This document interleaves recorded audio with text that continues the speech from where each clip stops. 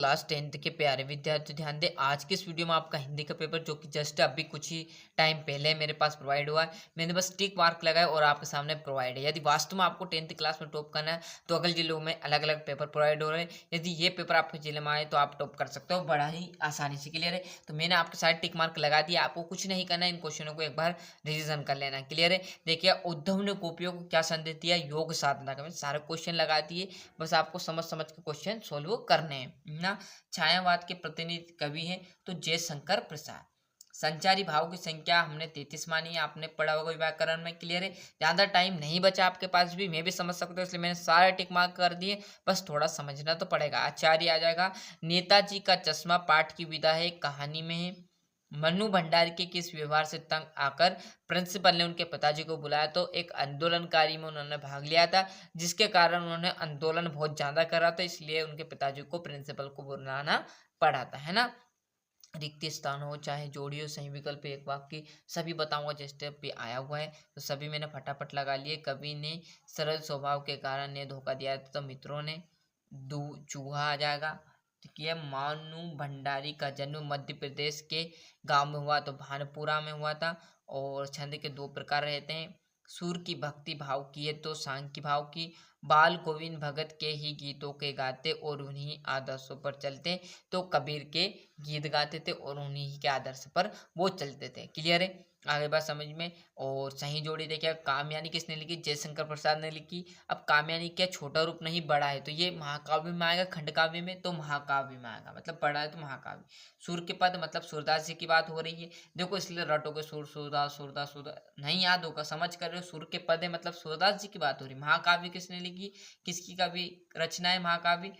जयशंकर प्रसाद की। और महाकाव्य जयशंकर क्या बड़ा रूप है ना। उत्साह मतलब निराला।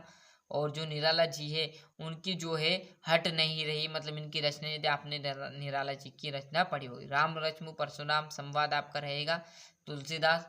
आत्मकथ्य की बात की जाए तो आपका छठा जयशंकर प्रसाद, है ना। इसका भी यहाँ से अच्छे से स्क्रीनशॉट ले लीजिए। और जैसे हम इस पेज पर आगे बढ़ेंगे तो आपके सत्यासत्य आ जाएंगे। आत्मकथा कविता पहली बार हंस पत्रिका से प्रकाशित हुई, तो ये बिल्कुल बात सत्य है ना।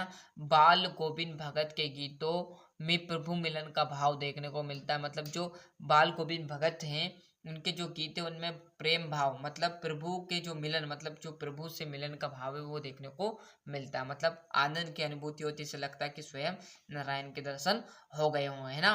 ये आपका सत्य रहेगा। रामचरितमानस एक खंड काव्य नहीं है, एक महाकाव्य है।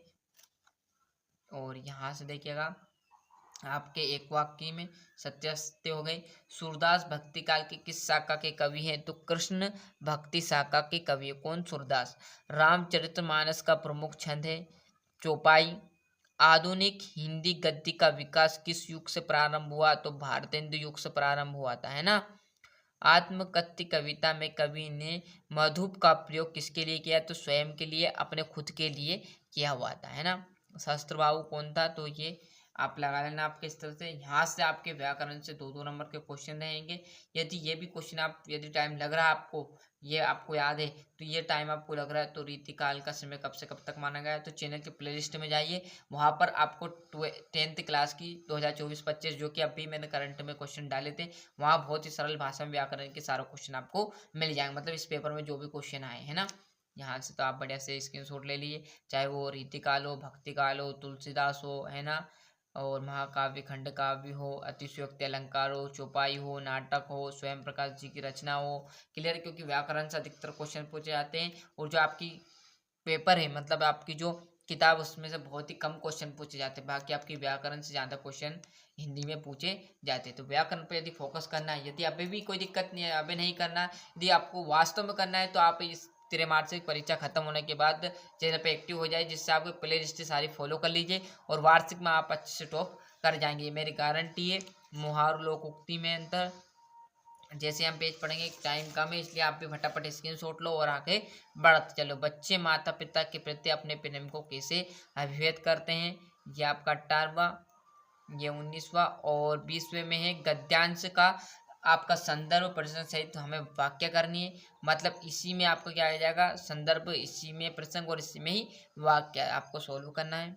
ये आपका 3 नंबर का, ये आपका गद्यांश और ये आपका काव्यांश और इसी में से आपका ये देख लीजिएगा, है ना। ये तो आपको करने पड़ेंगे, बाकी व्याकरण की चीज़ें आपको वहाँ पर मिल जाएगी। देखो टाइम कम, इसलिए मैं भी जल्दी जल्दी आपको प्रोवाइड करा रहा हूँ जितनी हो सके। यदि कोई और भी पेपर आएगा तो आप, मैं फिर कह रहा हूँ, चैनल पे एक्टिव रहिए, जिससे आपको पल पल की जानकारी रहे और आप पूरे जो पेपर है वो प्रोवाइड हो सके, जितना हो सका आप देखें और आगे बढ़िए। क्लियर है। ये आपका 23वां क्वेश्चन। तो इस प्रकार मैंने आपको पूरा जो हिंदी का सोल्यूशन था वो प्रोवाइड करा दिया। आज के लिए इतना ही, मिलते हैं इसके नेक्स्ट वीडियो में। यदि कोई